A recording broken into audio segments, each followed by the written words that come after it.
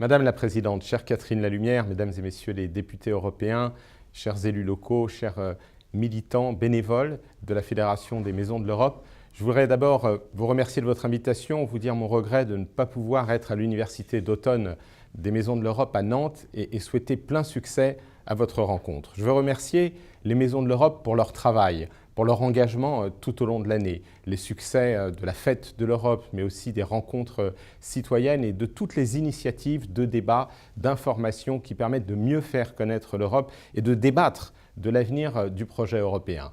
Le projet européen qui est aujourd'hui confronté à des menaces, d'abord celle des populismes, celle des nationalismes, de l'extrémisme même, qui s'est exprimée dans presque tous les pays de l'Union européenne à l'occasion du scrutin du 25 mai dernier, mais aussi la menace d'une crise qui persisterait, d'un doute dans la capacité qu'auraient les 28 États membres, les citoyens, à surmonter les défis du temps présent, à retrouver l'union, la force qui a permis aux pères fondateurs de lancer le projet européen. C'est pourquoi votre université d'automne est particulièrement importante, mais au-delà, l'action que vous pourrez mener tout au long de l'année. L'Europe doit donc relever des défis. Elle doit bâtir aujourd'hui, après les décisions qui ont été prises par les chefs d'État et de gouvernement lors du dernier Conseil européen, une véritable union de l'énergie. Elle doit faire des défis du changement climatique, de la sécurité d'approvisionnement, de la solidarité entre les États membres, l'occasion d'un nouveau grand projet qui mobilise les citoyens et qui nous permet de trouver aussi de nouvelles perspectives d'innovation, de croissance.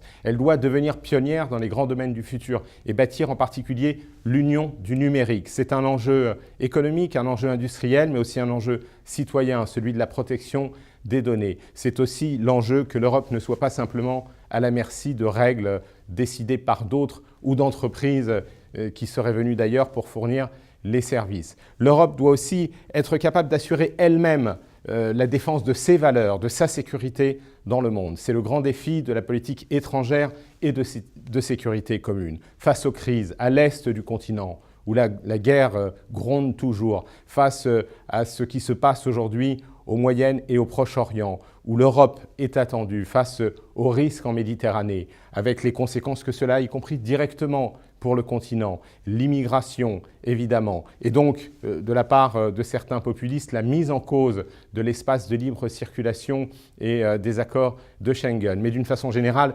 le fait que nous devons travailler à la stabilité de la rive sud de la Méditerranée et du continent africain, qui est notre voisin direct. Face à tout cela, l'Europe doit franchir une nouvelle étape. Elle doit donc devenir plus que simplement ce qui a été construit jusqu'à présent, qui doit déjà être complété.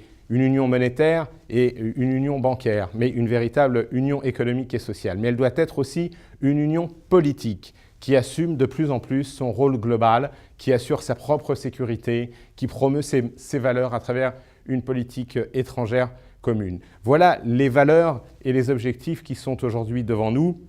Ils relèvent bien sûr de l'action des gouvernements, des 28 États membres, de l'action de la Commission européenne, de l'action du Parlement européen, mais rien ne se fera sans la mobilisation des acteurs de la société civile. On ne construira pas cette Europe politique sans une Europe des citoyens et c'est pourquoi je voulais saluer et remercier les Maisons de l'Europe pour l'engagement et le travail qui sont les vôtres. Merci beaucoup et plein de succès à l'Université d'automne des Maisons d'Europe.